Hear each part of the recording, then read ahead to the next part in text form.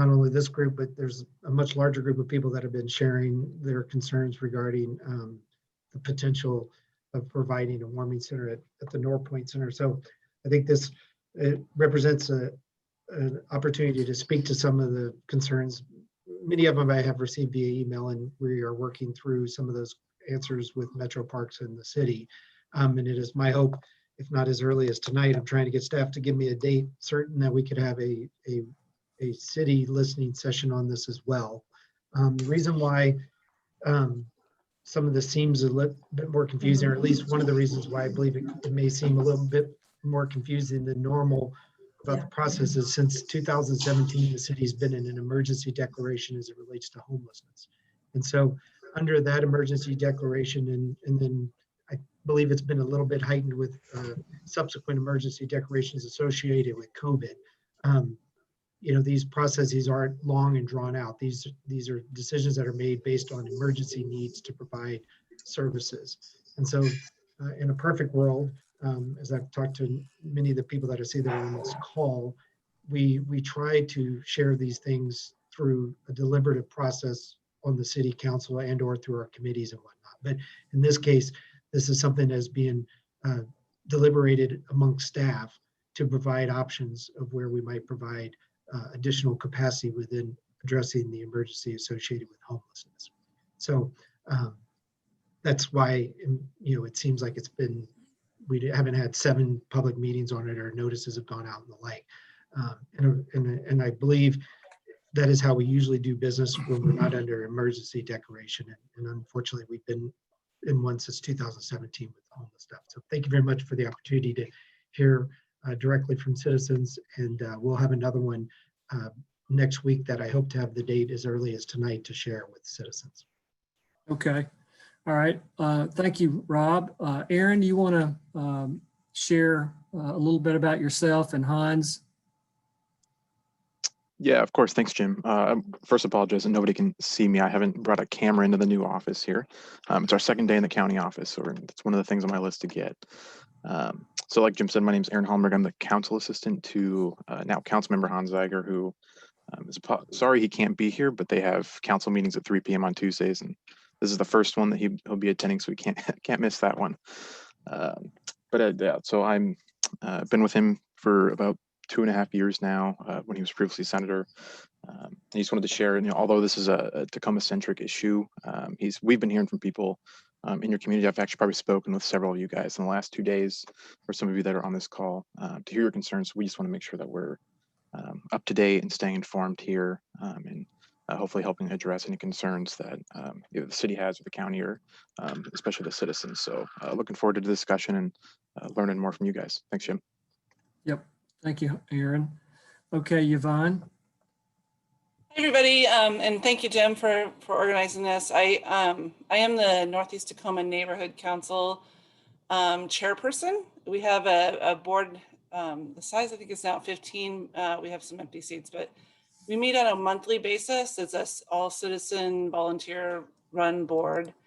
And we have various representatives from city, schools, Pierce County sometimes, Metro Parks, but we have them come and visit us once a month and talk about what's going on in the city. We also keep track of any kind of projects of this nature that may impact Northeast Tacoma, and we try to get the word out. So just from my standpoint, I've known about this project since last Monday, when somebody from the Neighborhood and Community Services group in the city of Tacoma called me to get my feedback and questions. And I said, okay, I need to get this out ASAP to the rest of the community. So if you've seen a lot of the Facebook posts, it's myself and a few other people from the board trying to get information out there as we hear it. I am straight, you know, trying to keep straight just facts that I hear from various individuals. I've talked to the executive director at Metro Parks. I've talked to a lot of people at the city. So I'm kind of plugged into the communication channel. If you have any questions, feel free to reach out to us. I'd love to see, I don't know how many people are on here, 205. We never get that many people at our monthly meeting. So I'd like to invite you guys to come out and get engaged with us, because we like working with the city and other agencies to keep on top of this stuff. So anyway, thank you. Thanks, Yvonne. So I'm going to share my screen for just a few minutes here. Just bear with me.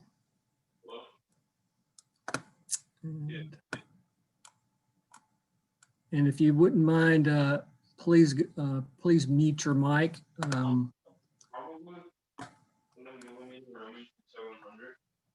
So can you guys see my screen, my presentation? Yes. Okay. All right. Very good. Okay. So I'm just going to go through some facts as I understand it. And I want to thank Yvonne for, because I found out about this about the same time you did, Yvonne. And thank you for kind of bringing me up to date. And then I've just been collecting information. So this is information that I've received in the last few days. So the city of Tacoma, as we know, is engaged in opening these warming centers as emergency response to reduce inclement weather shelter capacity at 4 of the community centers, East Side Center, the Star Center, the People Center, and the Norpoint Center is also under consideration. There's a partnership offered by the Metro Parks. The city is currently exploring the use of the center at Norpoint for use as a warming center while its normal operations are currently suspended. East Side, Star, and People Centers are overnight shelters that include children, homeless, and daycare facilities with overnight capacity of approximately 55 people. And these sites are expected to remain open for this purpose until March the 31st. There's a third-party provider named Vallejo Vocation that is, the city has contracted to provide 24-hour warming locations throughout the city. The center at Norpoint is anticipated to open by mid-January through March the 31st. Overnight capacity is expected to be about 50 people with admittance based upon referrals from service providers.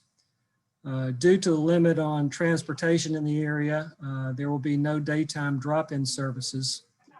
Guests will make reservations for shelter by getting a referral from a service provider, and on-demand transportation will be provided to and from the site as required. There's also the churches in the area, I understand, are full with waiting lists. And we also understand that 5 people lost their life as a result of not being able to find shelter. Understanding the direction for this effort is, I understand it's coming from the Tacoma City Manager, Elizabeth Pauley, with support from the Director of Neighborhood and Community Services, Linda Stewart. We understand that the funds for this effort will be coming from the CARES Act. So I'm going to read this and then a couple more slides and then we'll talk. So and these are some comments from the community. So I'm kind of, taking the liberty to share this.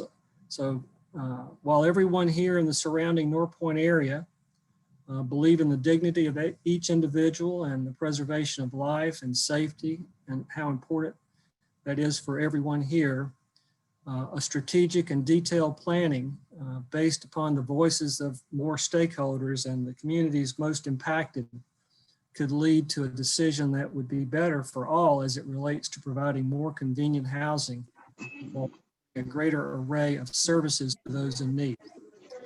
We've received letters from the mayor and our city representative, Robert Toms, and Mayor Withers has promised to listen to our concerns and share them so that they can be considered in the process. Representative Toms has indicated in his letter to us that the warming centers were a staff issue and that unfortunately this matter has not come before the council at this point. A homeless shelter in the middle of a community like Norpoint, surrounded by schools, elementary and middle schools, is a really big concern of those who are participating today. We have city officials consider the impact of our neighborhood children. Some of the comments, the only community park where our children gather to play safely with friends to build physical and emotional well-being and relieve stress during the COVID-19 pandemic. This is very important to our children, mental health. We need to have a place where our children can safely play and do not lose their perceived sense of well-being and safety. Individuals and families who are homeless require more than temporary place to sleep and shower. They need to have access to meals, to mental health providers, medical treatment, drug rehabilitation, and other social services are going to be essential to enable those who are in need. From the center at Norpoint, it is about a 2-hour public bus ride to reach social services in Tacoma when normal bus service is available. And without reasonable access to resources, the problems of the homeless intended to be helped will not be addressed, and our community will be negatively impacted. And this is not a good situation for everyone. Vallejo Vocation, we are concerned about their capabilities, their knowledge of what their operating procedures and policies, experience, and capabilities are. And we're also concerned about the fact that while we do have a substation for police here in our community, it's very seldom, if ever, manned. It's clear that the pandemic and the winter weather has placed a financial strain on the city of Tacoma, and it has for most everybody here. But making decisions that will not benefit anyone and could potentially cause greater harm to our community will only add to the, the turmoil and the problems that we currently have. If we're going to be planning for emergency shelters, there needs to be the appropriate support structure in place, better coordination between the communities, the county, the city, Metro Parks, and Vallejo. On such short notice, our Norpoint, if you don't mind, please mute your mic. Thank you. So if we're going to be planning for the emergency shelters, there needs to be appropriate support structure in place. Okay. Let's see if I can get that to stop. Hold on a second. It looks like K51, whoever that is, doesn't have their computer on mute. Okay, thank you. I'm just trying to get my system to work here. Okay, let me keep going. So also, years ago, voters approved adding on to our county jail. 4 of the 7 towers in the jail are not being used and have never been used. The polling indicates from a recent survey that 80% of our residents approved of using the empty space as a homeless care center. So these are some of the options here that I've received. Metro Parks centers closer to the social services and employment opportunities, perhaps using the downtown Tacoma Dome and the convention center. There are Tacoma hotels in the downtown area that would be available, as well as the jail area that currently has those unused spaces. So those are my comments that I've pulled together to share based on the feedback and input I've received from the community. So I think what I'd like to do now is, maybe we'll let Rob, if you'd like to respond to the comments that we have, and then we'll go to Aaron, and then I'll let Yvonne speak, and then we'll go around the room. So Rob, you want to? I think it might, thank you, Jim. I think it might be more useful to have Yvonne speak to any other stuff. I mean, I think that your slides were Okay. good.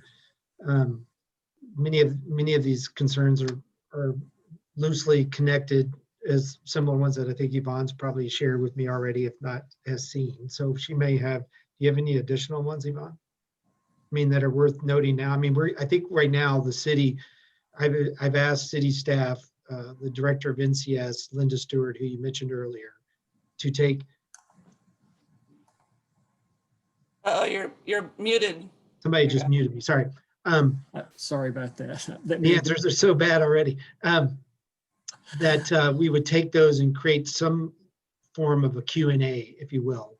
Because I think part of the challenge of this emergency declaration we've had since 2017, and I could agree with citizens that if you declared an emergency in 2017 and it's 2021, you lose sort of the oomph of it being an emergency, right, 4 years later. Having said that, we need to have a better way of assessing where the challenges were when we opened up either the People's Center or the Star Center, which were the first two of the 4 centers that were opened up for emergency services, and then the East Side Center, and now we're contemplating Norpoint, right? Because some of these questions are similar in all neighborhoods, right? Northeast is particularly a challenge because of the geography and the logistics of getting in and out of there. And Northeast, unlike other parts of our community, really doesn't have a lot of services. You're a part of our community that is already underserved, in my opinion, by the city and by the county. And so there would be an assumption that there's a heightened level of concern about anything that changes the neighborhood nature of Northeast Tacoma versus some of these other places that are along arterials and other parts of our community that have a lot of different services, businesses, and the like. So right now, to my understanding, unless Yvonne, I'm gonna let Yvonne add stuff to it, but I think we have well over 100+ questions that have been submitted that staff is trying to put together in a cogent way, coalescing them around themes, trying to answer them. And then we want to have a public listening session. And I hope staff is a little worried about giving me a date because they want to get all these questions answered. And I simply think this issue is so challenging that waiting for the perfect date to say we have all the questions only begets more questions. So I'm hoping staff will give me a date by tonight's council meeting so I can announce it, get it out to you, Yvonne and Jim and others, so you can promulgate it. And then we can have a listening session that will try to go across the questions that we already know we've received, but you can go to our website. I'll send a website to Jim and to Yvonne to send out that you can go into the cities and you can see sort of what they put together thus far, and then build upon that, because really what we're trying to do is figure out how to provide emergency sheltering through March 31st, because we've had a few people die, unfortunately, due to being out in the inclement weather, and it's only going to get colder. So what is being suggested with our current use of the 3 centers and potentially the Norpoint was these are assets that we already have that could potentially be brought into play. Some are easier, some are less easy to bring online. And then from there, springboard into the longer term solutions, which I do believe will include places like the Tacoma Dome. The jail has been out there for a while. I'd love to see the polling. I've never seen that polling, Jim. Okay. But if it exists, I'd be interested to see in it. I've spoken with the former county council person on this very topic, Pam Roach. And while in my initial interest in understanding that and getting that to ground truth, it seemed at the time, at least for the short term, was a bridge too far, because there is a very much a sentiment of many in our community that do not believe we should in any way be associating homelessness with any type of Incarceration. criminality or anything like that. So just the Right. just the optics of sending them to the jailhouse.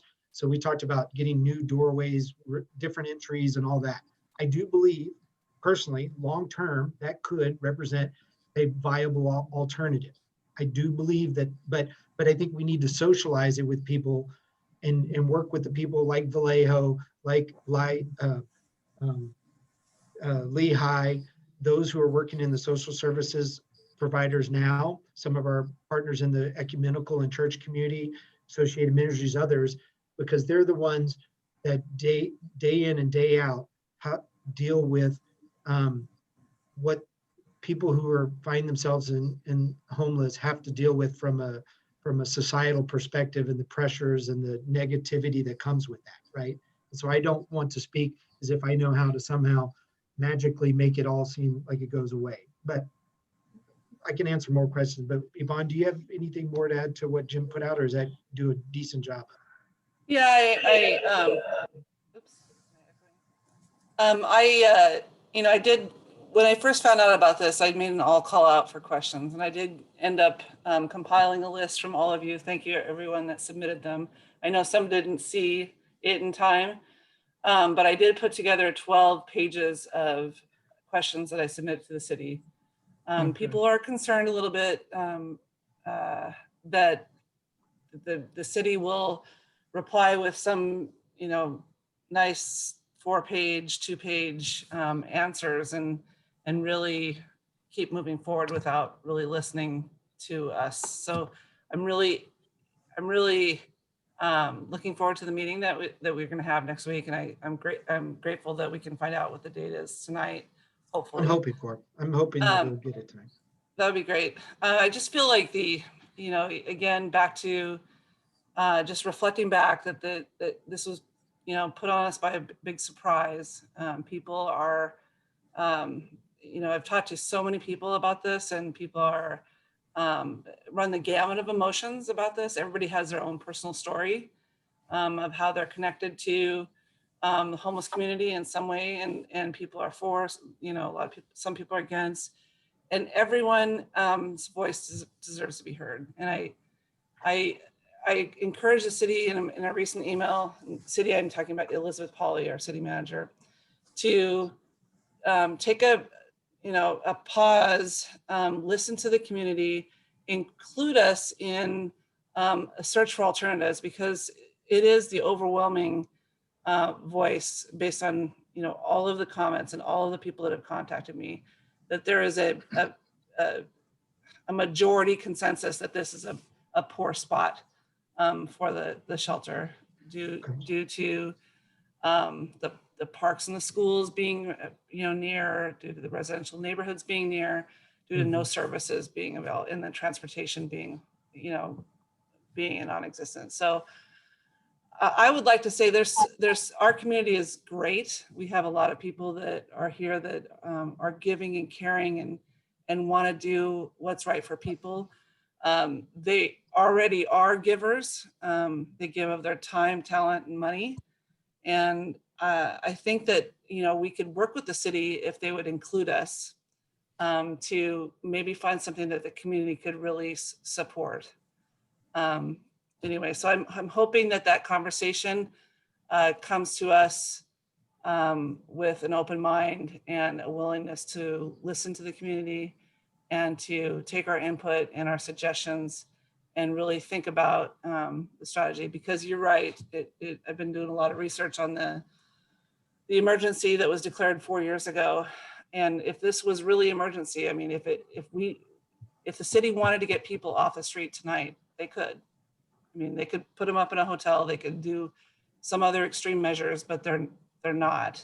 And to say that, they can tell us about this 2 weeks before they were going to go live is just not unacceptable. So I'm hoping that they'll rectify that. And thank you, Councilmember Toms, for assisting us and working with the staff, because we do care, and we want to find a solution that we can all get and rally behind. So I think that's all I have at this point. All right. Thanks. Oh, I did want to correct something. Sorry. Sure. In the first page in your slide, just so everybody's clear, East Side Center is the only center that has overnight guest They have day Okay. drop-ins and they have overnight guests. The People Center, which is up by, it's on Hilltop. They have school-age children. I think they're serving maybe 30 that are there during the day eating meals. These are homeless kids. And they are getting homework help during remote learning.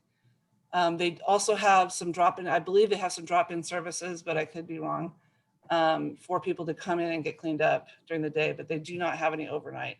The Star Center, which is that really big, nice, beautiful new center that's off of 56, I think, in South Tacoma Way. They have about 20 kids, and they're running a program for 20 kids out there, 20 homeless kids. So they don't have any drop-in day services for adults or overnight services. So I just want to make that clear. And you said North End too. I want to make sure everybody knows I'm Northeast. So Northeast. Okay. I'm in Northeast. All right. Aaron, did you want to share some of your thoughts and ideas here? I guess I'll just be brief. I don't want to Sure. speak too much for Councilmember Ziegler here, but just to address, I'd seen some of the comments in the chat box here regarding the use of the jail and how it related to King County, and just going to kind of address how the little bit difference there, and that the King County jail corrections facility, whichever way they call it, is a department underneath the King County Executive. So they were easily able to utilize that. Versus here in Pierce County, it's underneath the sheriff's department. So the council kind of doesn't have direct, I guess not access, but purview over the use of the jail. And there is currently a study going on to see how they would be able to use that. So I just wanted to update, kind of, I guess that's all I wanted to share, just kind of update where that's at in the process. Just from seeing some of the comments that had been brought up. And I know it was, I believe it was brought up by former Councilwoman Roach in a newsletter she had sent out. So just wanted to let everyone know, because I'm sure everyone had seen that previously. So. All right. Okay. Well, and sorry, one more thing. Sure, go ahead. For everyone, I'll put my contact information and Councilmember Ziegler's contact information in the chat box here, so you guys can, so you have that and you can get a hold of us whenever you have questions or concerns in the future. Okay.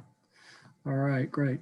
So what I'd like to do now is give our community an opportunity to say some things, and we'd like to keep it brief, because everybody, I'm sure, would like to say something.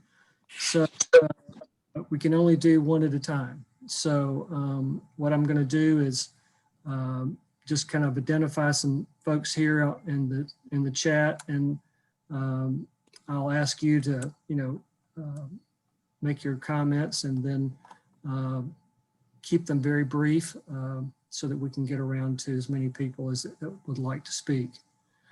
So I'm going to start with, let's see.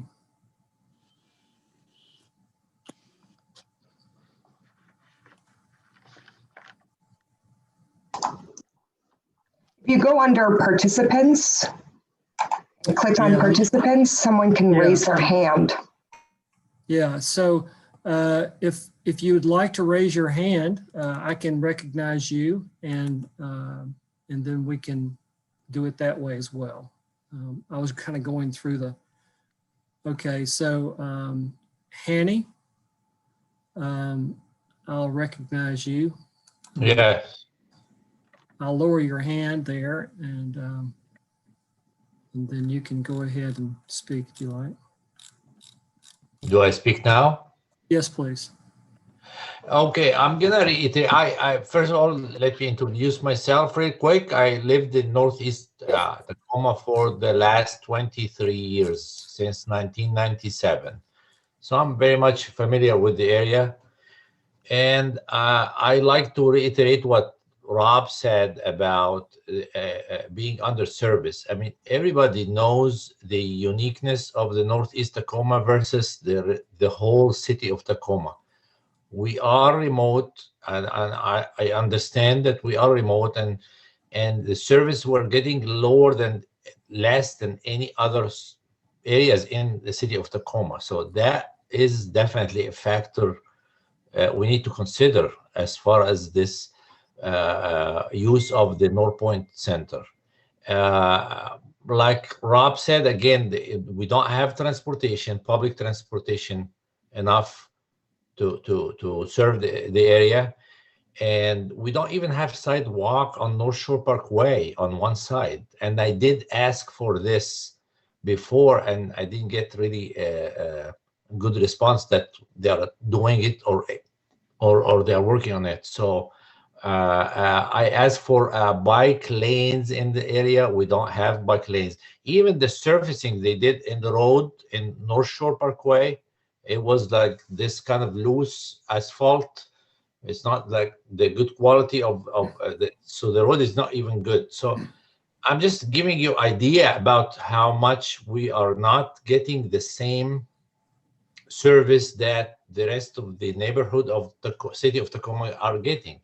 And we're fine with that. But what is not fine is I feel like we've been used or the city is using the area in their favor without giving us at least the service. I mean, the police station, the same thing. Like I said, like he said, also, we don't have much Okay. of existence of the police in the All right. area. So that's basically it. I just Thank- want to say that Thank it you, is not. Hanny. Yeah. So Jim, Appreciate that. let me take a stab at that. Just, I mean, because Sure. obviously Hanny put in a lot of different things, and while those all are in many respects true, Norpoint isn't being chosen to impose upon the Northeast community. It is just happens to be one of 4 community centers we have. And so it would be one thing if we were going, hey, let's go figure out how to put it at some random place in Northeast Tacoma, but it happens to be a community center. So that is the only reason it is what has happened here is we've evolved from opening up one site to another site to another site, but yet the challenge of homeless people and the recent spate of deaths has continued. So we were just, it is the first step would be to, hey, why don't we use one of our community centers? I'm a Navy officer. So it's sort of like we have bases all around the world. Now, some bases may make a lot of sense to use to do something in one part of the world, but make no sense to do something in another part.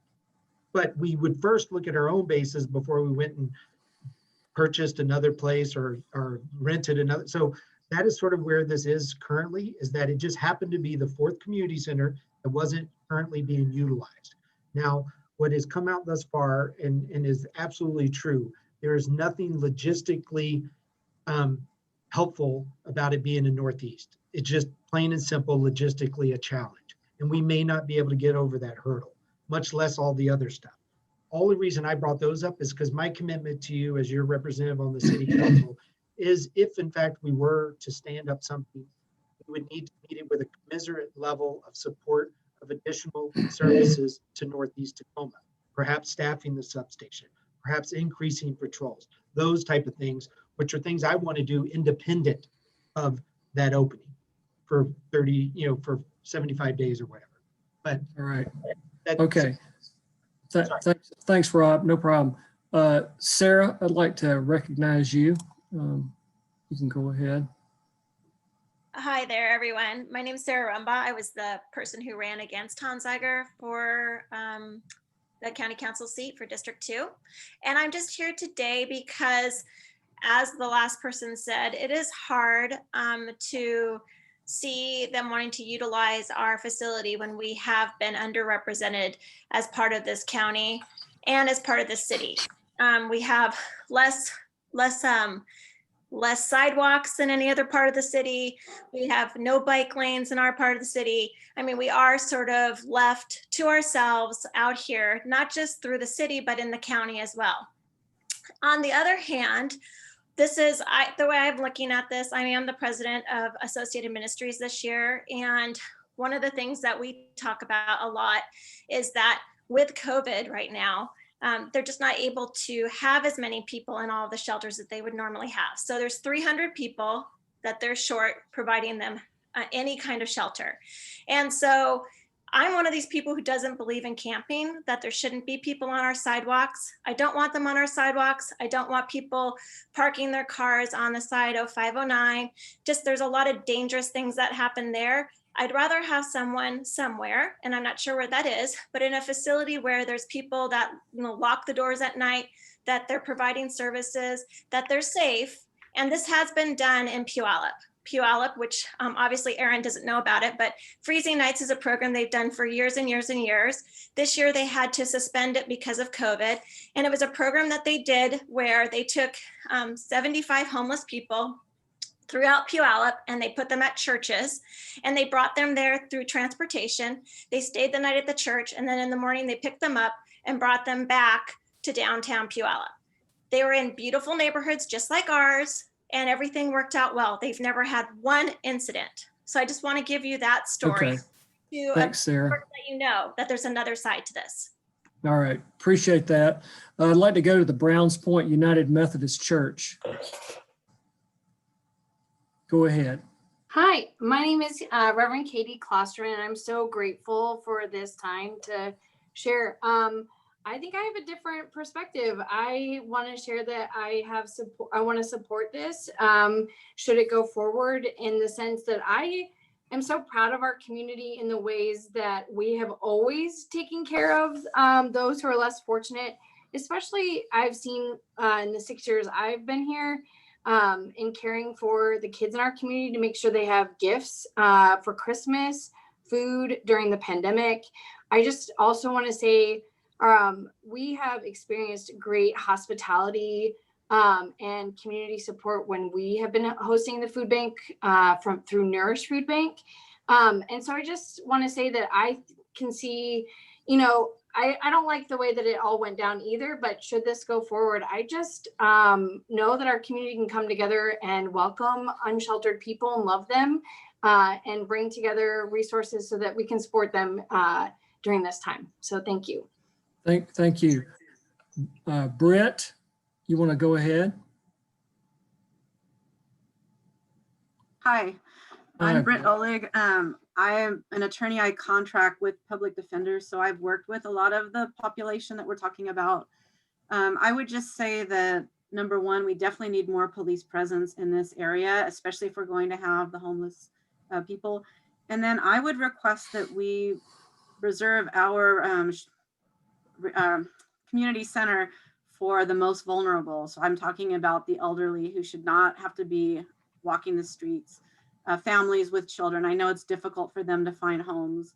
I think that would be more appropriate for our neighborhood, because I know downtown at the mission, or that big mission, they have a lot of resources for, the single men that are more able to walk around town and get what they need. And so that would be my request, is that we reserve for maybe elderly and families with children. Thank you. All right. Thanks, Brett. John Higley.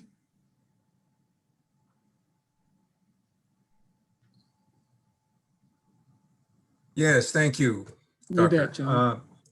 As a retired teacher and your former Pierce County District 2 Planning Commissioner from 2011 to 2020 of last March, I'm confused. We're in a pandemic, which others have mentioned. We're not allowed to use the facility as dues paying members for Metro Parks, yet people are going to reside in this facility together. I'm not getting a lot of answers to details I've asked questions of to Tom's and others. So I'm still befuddled as to this seeming conundrum of circumstances. I can get you an answer from the Pierce County Health Department if you want. I mean, I think it's a bit of a, at least one part of it's a bit of a red herring question to suggest that you can't work out there, so perhaps they can't put people who are living on the streets there. They're two different circumstances. But from an epidemiology perspective, I'm not a doctor, so I would have to push that over to the health department. But they're definitely working within the confines of the COVID protocols, working with the Department of Health and how they're allocating these centers currently.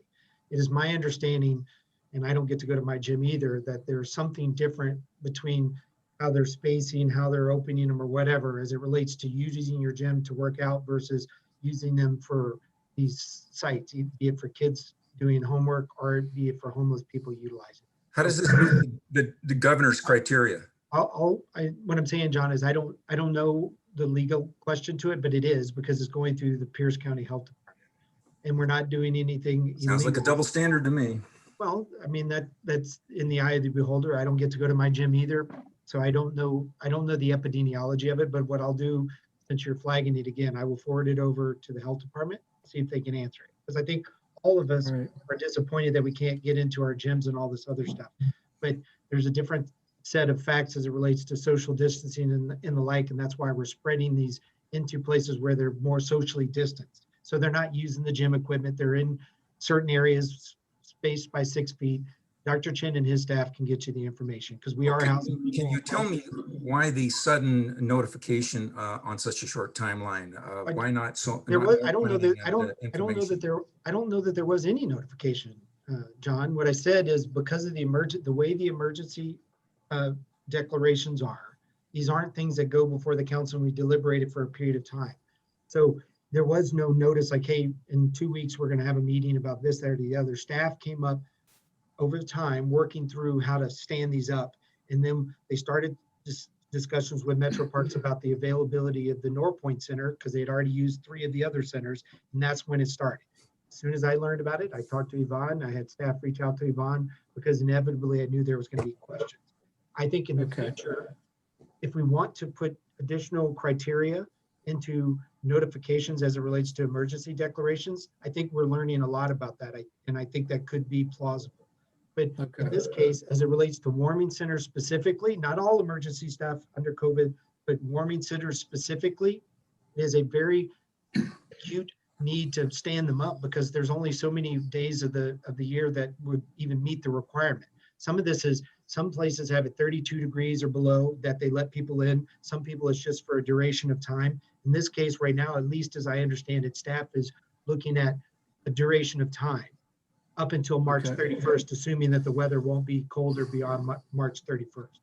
All right, thanks, Rob. Let me move on to Julie May. Julie, did you want to say something? This is her husband, Steve. Julie and I Hey, Steve. Are both on the call. Sure. Hi, Steve. Thank you, everybody, for putting this together so quickly. I had a couple of concerns. One, and Rob alluded to that here just a little bit ago. It seems to me that the city was very, very tight-lipped on this. We didn't hear about this until last week, and we actually heard about it secondhand. That doesn't bode well for the city. Looks like they're trying to hide something. So I think that's something that needs to be resolved and rectified. Secondly, we've all been talking about, the warming center. We've all been talking about schools. We've been talking about, police presence. We've been talking about Metro Parks presence and the services that we get up here. Well, that's well and good.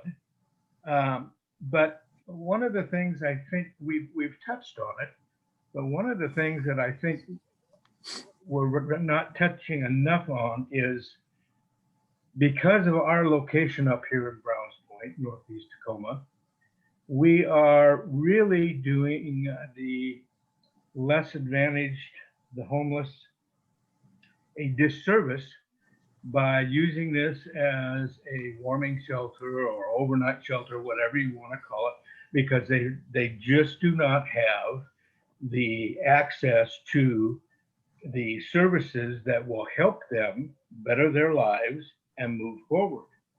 And I think that's really kind of a key point. Yes, everybody has got their concerns. Yes, we're concerned about having people up here with the schools and some of the, lack of a better word, riffraff that may be following. Hopefully not. Hopefully there'll be a control over it. But all in all, I think it really boils down to what can we do to help them and to make sure that those that need the help, get it quickly, so they don't have to live this type of life anymore. Okay. All right. Hey, Kurt Walters, do you want to speak? Yes, hi, my name is Kurt Walters. I've been a resident up here not that long. I'm an actual import in from the East Coast. Disabled veteran, work with the Veterans Affairs. So actually I work with a lot of the homeless veterans also. My question is, we don't have a lot of information of how this community center is going to be used. And that really concerns a lot of us. Are the homeless going to be bussed in at nighttime, doors locked, they're not allowed to leave the building? Are they not allowed to wander the neighborhood and then bust out? If that's the case, that's a horse of a different color. I think the community might accept that a lot more than, you know, they come in here, oh, the door's wide open, you can come out, wander the neighborhood, you know, attack the neighbors, cat, whatever, you know. I think we need a lot more information in the city. We've been emailing the people on the list, and we've been getting absolutely no responses from them, no reassurances from them, nothing except for, you know, just more fluff. And no offense, we have a meeting like this right here, and none of the directors, none of the people who are making the decision are even took the time to join us to hear our concerns. Well, Now, I understand that this is just I would say, Kurt, that's because they had little notice about this meeting as well. I think Jim and I cooked it up over the New Year's holiday, but the point is we are going to have a listening session that is staffed by the city of Metro Parks next week. And while okay, because I've heard stuff like, I'm sorry to interrupt, but I've heard stuff like too that the Metro Park's saying it's our property, we can use it how we deem fit. My understanding is that the park is actually funded by the taxpayers. And so actually we own that location as taxpayers, we own that property. So we should have a say in how that property is being used. Yeah, I've never as heard taxpayers, we should be, or Well, I am I off base on this? Well, I mean, I would say collectively, assuming all of us are taxpayers, in theory, anything that is public is owned by the taxpayers, but there are ways that it's managed. Like Norpoint may have its own board, then their Metro Parks has a board and the like. But to your point about the questions, I think perhaps it was the reason why it's been difficult is because the way the staff believes that their decision-making process is through the emergency is that they're constantly trying to figure out ways to address ways of providing support in the confines of the emergency thing. So it doesn't have the same requirements as say, if I want to open something, I got to send a notice out. I think that needs to be tweaked in general because I'm in the mindset, my representation of working for you on the city council is similar to my commitment to my family and maybe more specifically, my relationship with my wife. No matter how much I communicate, it's never enough. And the idea that I'm going to do something simply because I want to do it never works. The sooner you get it out, the better. And I can assure you, I didn't know about this until a week ago myself, because staff thinks that they're trying to solve a problem. And then they come back to us and say, hey, this is what we're thinking. And that's when I said, here's what we need to do. We need to, as soon as you have a thought, I'm just getting back to how you communicate with your family. As soon as you have a thought, it's not a bad time to trust those who you care about and love with that thought and see if something comes back at you. So it wasn't a huge lag of time necessarily, but in my opinion, once we opened up the center on East in the East Side, which was less than a little over a month ago, we should have said, guess what? We only have one more center left. What would we do with that center? That could have been the start of the conversation in my opinion. And I agree with that. But where we are now is, and the reason why I think staff isn't responding to each and every question, Kurt, is because we've asked them to answer every question. I've told them we have to answer every question. So now they're taking in some hundreds of questions and they're trying to get it into a semblance of something that is usable and useful to citizens. Answering questions like, we don't know yet. We do not know if this is going to be a 24-hour center or if it's only be nighttime only, right? Well, Rob, one of the concerns I have is I did some research on this right here, and I found a city ordinance where things like this here should be brought up. And I posted that question, and it came back going, well, the reason why there was no forum for this right here is because it is declared an emergency. Yeah. Okay. This declared emergency. I mean, honestly, I posted the question earlier. This declared emergency has been going on for 2017. The homeless population has been increasing. What exactly has this emergency actually been achieving in the first place? It hasn't. What it did originally, Kurt, is it allowed us to do sort of like our stabilization sites and allow us to take people that were otherwise underneath overpasses, sleeping around, and put them in to a stabilization site. So we it allowed us some flexibility as it relates to, you can't do involuntary placement and stuff like that for people who are homeless and or mentally ill. So it just allowed us some flexibility there. I would agree with you. Personally, I believe we've declared a climate emergency. We've declared a COVID emergency. We've declared a homeless emergency. I agree that we might be at a time where we're using the term emergency too loosely without having a larger, broader plan. And I agree with that. Right. And there's something to be learned from that, especially during the COVID piece, because as John said, and others have said, some of the stuff that's coming out from the state as it relates to emergency this, emergency that, you can't do this, you can't do that. It becomes a little bit confusing. And what happens is I think people glaze over and nothing's an emergency, right? Okay, It's very confusing. All right, thanks, Rob and Kurt. Thank you for your input. Let me get to a couple more people here. Hey, Terry Zumwalt, you want to speak? Yes, I do. Thank you very much. I'd like to say I really don't understand what a 4-year emergency is. And there's no surprise that every winter it gets cold, and it's no surprise that there are a lot of homeless people. I really don't think that we're doing a service to the people that we would hide in the Norpoint Center, where there's no services for them or anywhere around within any kind of a reasonable walking distance. And if we're trying to be careful and concerned and take care of them properly, we should be putting them in locations that give them the ability to move around and take advantage of services that they need, not sticking them out where it makes it really impossible for them to move around. And I think the city council shouldn't abdicate their responsibility to staff to solve problems that are under an emergency order. I think that's ridiculous. You know, take responsibility, talk to the communities. Right now, trust is broken. I mean, the way that we found out about this in a community, it seems like they're trying to sneak things in. I don't think that's right. That's very wrong. Thank you, Terry. I really appreciate that. Okay. Sophia, would you like to go next? Yeah, thanks. First of all, a couple of things. One, we have a jail that has 3 floors. I know the optics are horrible, but they could get long-term care. And I think that when we look at even Tacoma Rescue Mission, the people that were at the 5 Hotel last week, every single one of them was offered help. None of them wanted to follow the rules of Tacoma Rescue Mission. Therefore, we had the problem that we did. As for a comment that was made about freezing nights in Puyallup, that was a colossal failure. It did not stop because of COVID. It actually was stopping right before COVID hit. And a lot of that was the business owners down there, specifically the car dealers, were having people that were exposing themselves to our employees, to our customers. They were defecating on our property, using our power boxes, filth everywhere, bottles everywhere. It was a really unfortunate situation.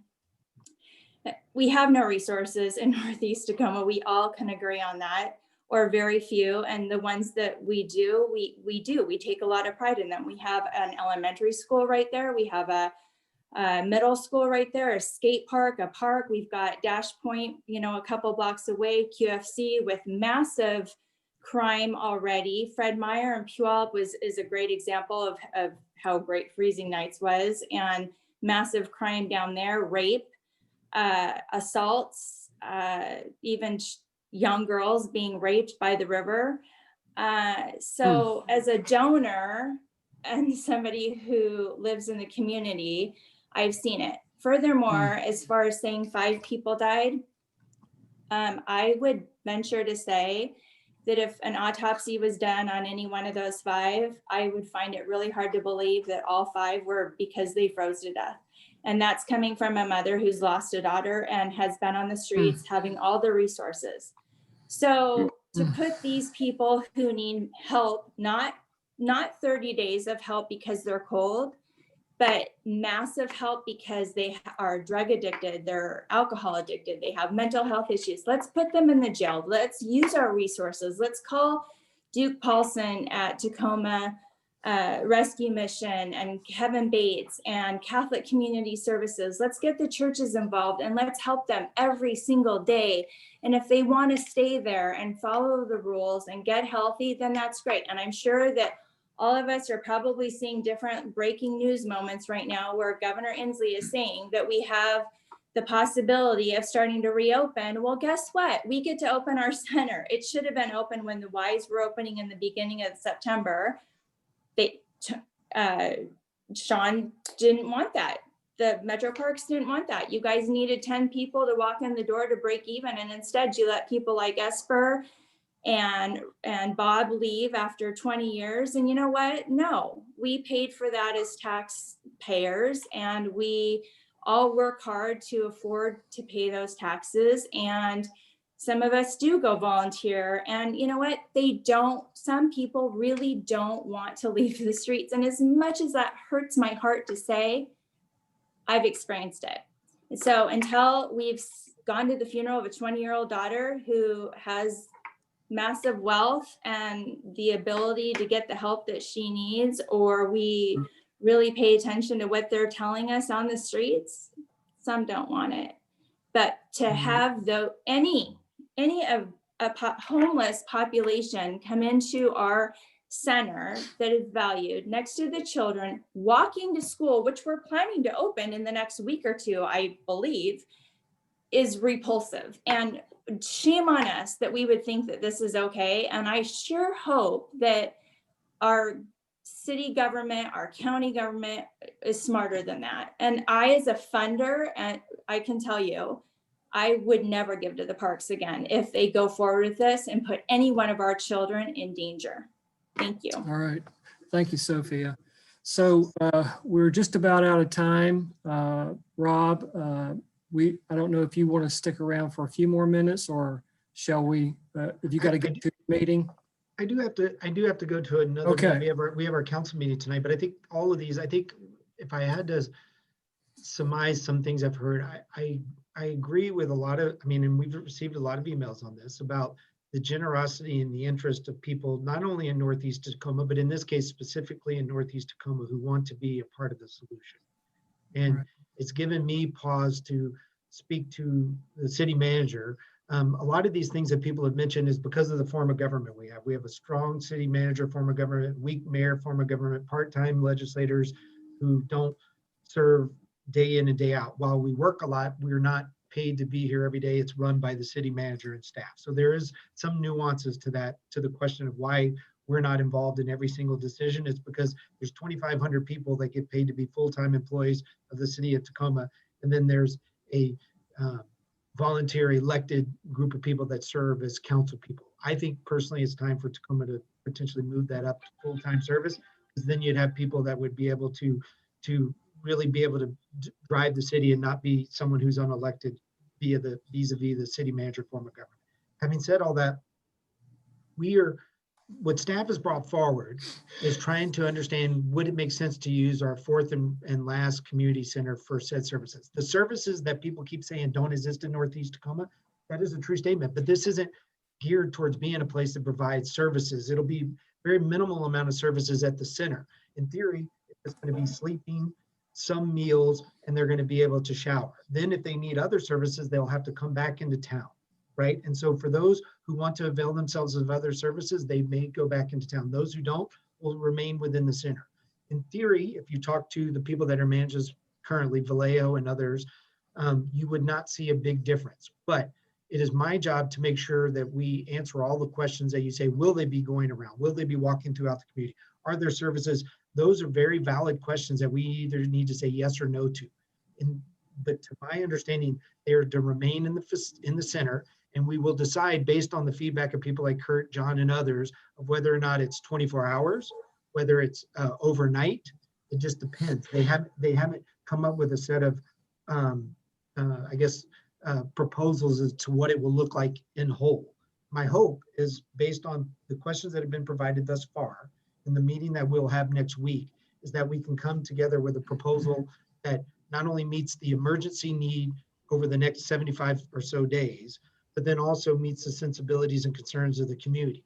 And if the schools were to open, or if the Norpoint Center was to be able to be opened, then we would have to revisit whether or not that is appropriate for that to be there because of that.